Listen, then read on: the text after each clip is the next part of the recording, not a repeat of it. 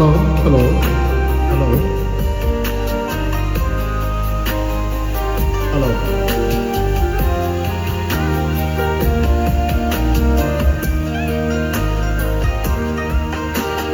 Nasilong nhìn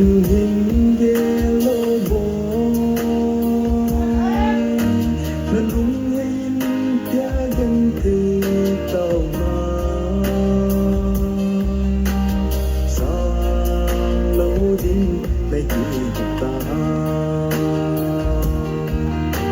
Hilakin damlay sungin Namil dấu puno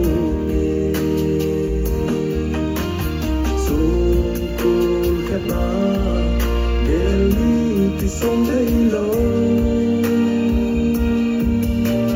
tia gắn cây này vai hạ la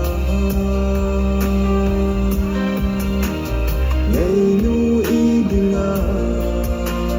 thằng boy đi xe hầm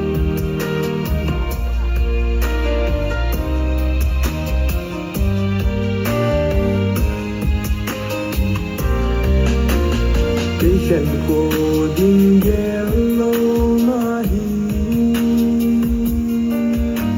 Zina tim nahi ni zo lâu ke Kum ko ito din kita Hilakin dam lai sunin Lamil zo ko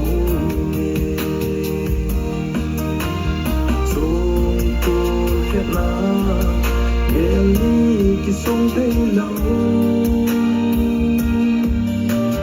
tia gắn cây này vai hạ la ngày nu y đi nga thằng boy đi xe hầm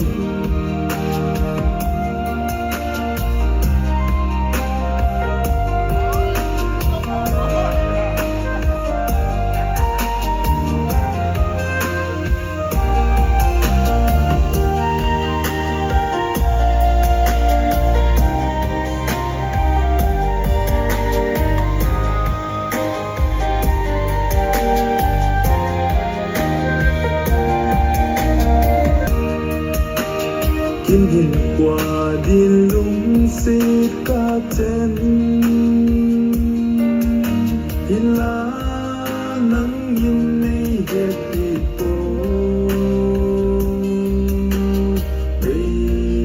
ta hẹn cả ngày lụt là Gian số xa mong ra một đồn tin ê chụp gì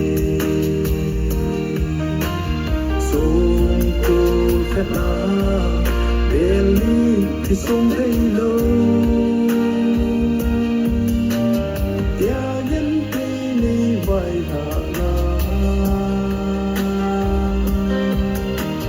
ngày nu y đi nga